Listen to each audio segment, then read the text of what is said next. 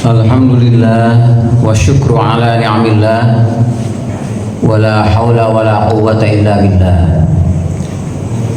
Asyhadu an la ilaha illallah wahdahu la syarika lah wa asyhadu anna Muhammadan abduhu wa rasuluhu alladzi la nabiyya ba'dah. Ikhwatul iman, sidang jamaah tarawih rahimakumullah. Seorang ahli ilmu biologi sel yang bekerja di Institut Sains Tokyo, Jepang, Yoshinori Kusumi, tahun 2016 memperoleh hadiah Nobel setelah melakukan satu studi tentang pentingnya puasa bagi pembentukan tubuh, kesehatan tubuh manusia. Autophagy cell yang diterjemahkan oleh Osumi adalah ketika seseorang tidak makan, tidak minum, berpuasa minimal 8 jam, maka tubuh membentuk suatu mekanisme yang mana sel-sel yang masih utuh melahap sel-sel sampah pembentuk kanker, bakteri, dan virus. Sebenarnya temuan dari Osumi ini bukanlah merupakan perkara yang baru dalam ilmu medis, akan tetapi penegasan tentang pentingnya puasa untuk lebih mempercepat proses autophagy sel ini, proses pembersihan sel-sel sampah dengan jalan berpuasa ini mulai ditegaskan secara massal oleh Osumi, sehingga wajar jika kemudian ia diganjar dengan hadiah Nobel tersebut. Ikhwatul iman rahimakumullah. Tapi bagi seorang mukmin sebenarnya tanpa harus mengetahui hikmah, maslahat, manfaat dari suatu syariat yang telah Allah bebankan, maka sebelumnya dia telah menerimanya sepenuh keimanan, didasari oleh suatu keyakinan bahwa keseluruhan syariat Allah itu tentu bertujuan untuk kemaslahatan, mustahil berakibat mudarat.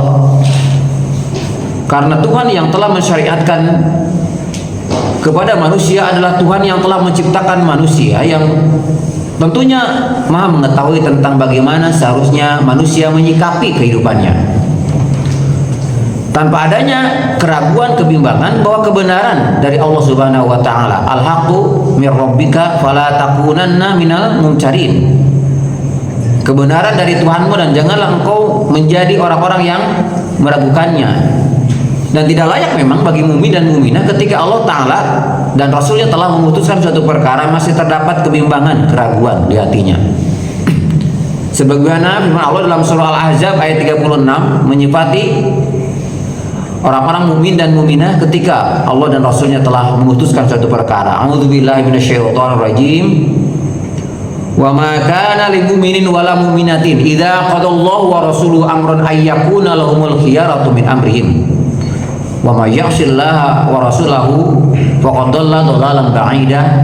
Tidak layak bagi mukmin dan mukminah ketika Allah dan Rasulnya telah memutuskan suatu perkara masih terdapat kebimbangan dari urusan mereka, dan barang siapa yang bermaksiat kepada Allah dan Rasulnya, maka sungguh ia berada dalam suatu kesesatan yang nyata. Hadirin ikhwatul iman rahimakumullah. Ketika Osumi menemukan betapa pentingnya puasa dan kemudian ia mendapatkan hadiah Nobel, maka dipandang sebagai suatu yang layak atas temuannya ini. Pertanyaan selanjutnya adalah, kira-kira hadiah apa yang patut dipersembahkan kepada Kanjeng Nabi Muhammad Sallallahu Alaihi Wasallam, karena ia telah mensyariatkan dan mempraktekkan saum tersebut jauh sebelumnya 15 abad yang telah silam. Oleh karenanya, hadirin ikhwatul iman, bagi kaum mukminin ketika menemukan temuan-temuan sains, temuan-temuan medis yang terutama dalam bidang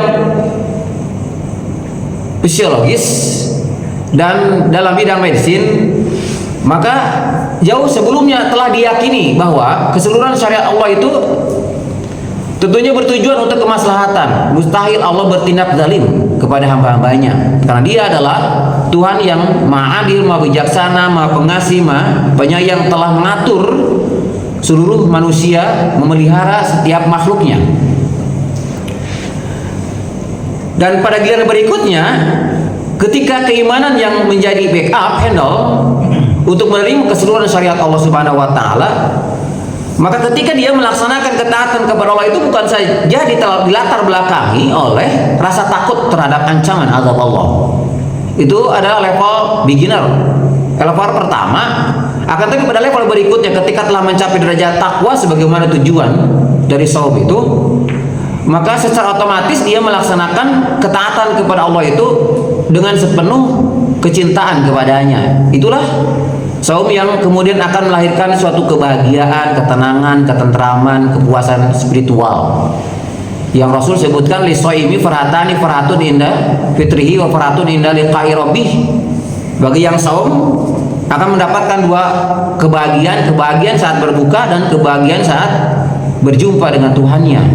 Kebahagiaan spiritual, kepuasan pada saat dia berhasil melumpuhkan hawa nafsunya, kemudian dalam rangka menaati Allah dan Rasulnya. Di situ ada suatu kemenangan, yang kemenangan itulah melahirkan kepuasan batin yang sulit untuk diungkap oleh sebuah kata-kata. Dalam hadis riwayat Imam Al-Bukhari dan Muslim, hadis populer, ketika Allah dan Rasulnya telah dicintai oleh seseorang, maka dia akan merasakan manisnya keimanan. Rasul bersabda, salatun man kunna fi wajada halawatal iman. Ini hadis populer.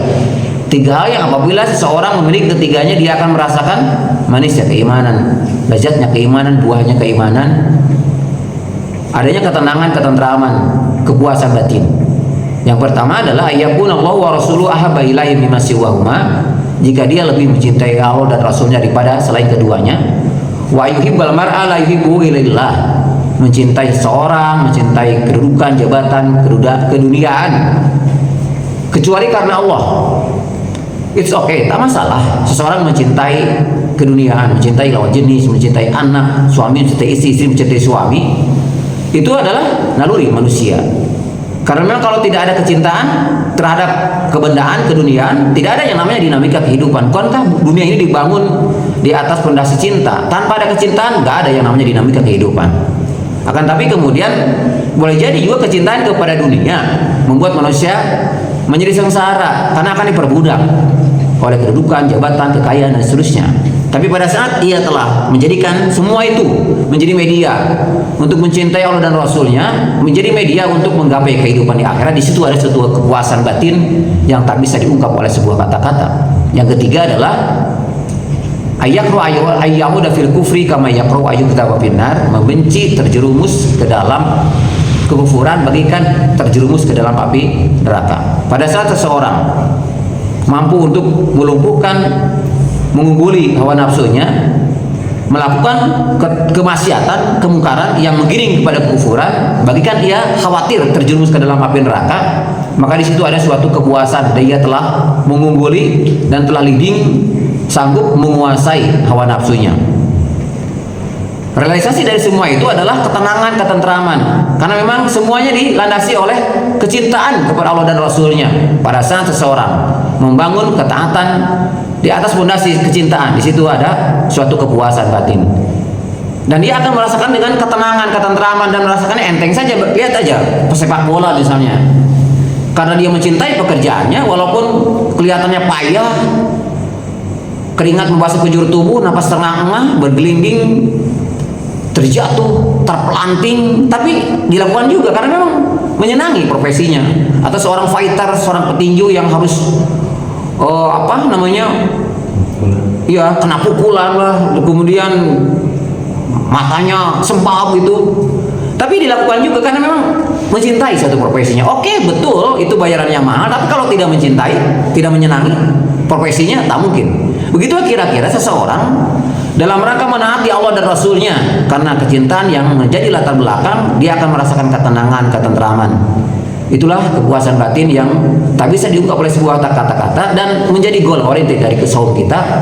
adalah ketakwaan. Pada saat seorang telah menggapai derajat takwa, maka secara otomatis dia melaksanakan ketaatan itu di atas kecintaan kepada Allah dan Rasulnya, insyaallah.